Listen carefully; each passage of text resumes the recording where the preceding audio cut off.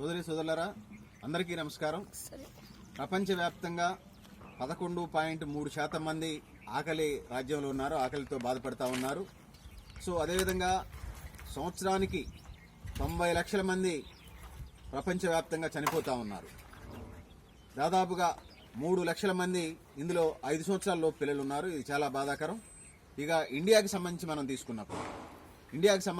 తీసుకున్నప్పుడు ఏం జరుగుతుందంటే, ఇండియాలో 100కి 51% మంది మహిళలు పౌష్టికాహారం లేక రక్తహీనతతో బాధపడతా ఉన్నారు.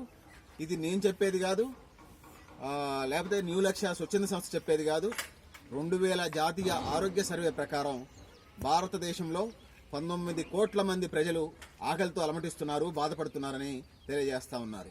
సో ఇందులో 4500 మంది పిల్లలు తీవ్రమైనటువంటి రోజుకి 4500 మంది పిల్లలు తీవ్రమైనటువంటి ఆకలితో అలమటిస్తూ ఉన్నారు. సో వీటిని అధిగమించాల్సినటువంటి అవసరం ఉన్నది. అదేవిధంగా జాతీయ స్థాయిలో సుమారుగా దీన్ని అధిగమించడానికి సంబంధించి వచ్చినప్పుడు జాతీయ స్థాయిలో సుమారుగా 5 లక్షల పైగా రేషన్ షాపులు ఉన్నాయి. ఈ 5 లక్షల పైగా రేషన్ షాపులు ఠాగూర్ సినిమా మెగాస్టార్ చిరంజీవి ఠాగూర్ సినిమాలో లాగా రేషన్ షాపులు పనిచేస్తూ ఉన్నాయి. సో వీటిలో ఉన్నటువంటి లోపాలను అధిగమించి ముందుకు పోవాలి దేశవ్యాప్తంగా.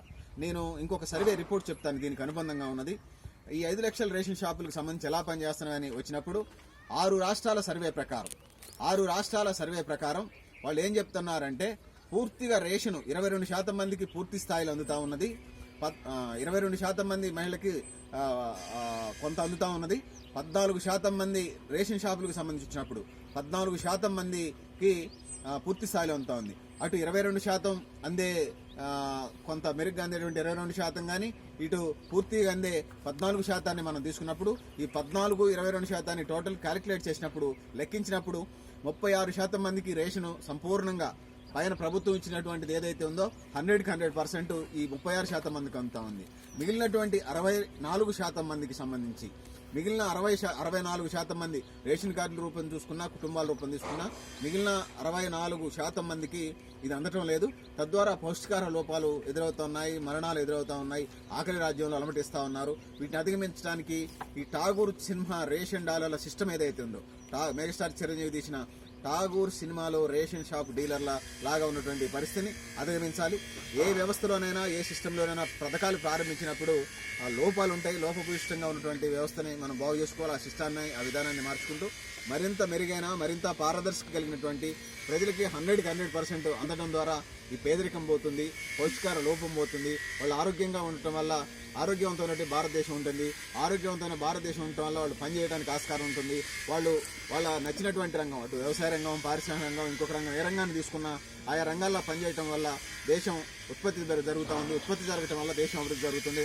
అందుకోసం పౌష్టికాహార లోపం అనేది, ఆహార లోపం, అందులో ముఖ్యంగా పోషక విలువలు కలిగిన ఆహారం అందించడం ప్రభుత్వం ఆ విధంగా కృషి చేయాలి.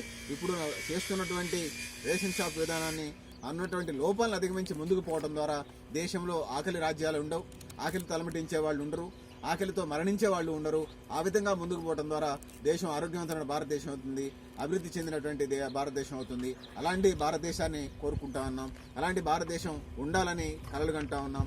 పాలకులు ఎవరైతే ఉన్నారో ఆ వైపుగా ఆలోచించి ఇందులో ఉన్నటువంటి లోపాలు, లోపభూయిష్టమైనటువంటి విధానాలను అధిగమించి ఇంకా పారదర్శకంగా 100% అందేలాగా రేషన్ సిస్టమ్ ప్రజలందరికీ అందేలాగా ఉండాలని చెప్పేసి మనం చేస్తూ కోరుకుంటున్నాం, ఆశిస్తున్నాం. ఆ విధంగా జరుగుతుందని భావిస్తున్నాం.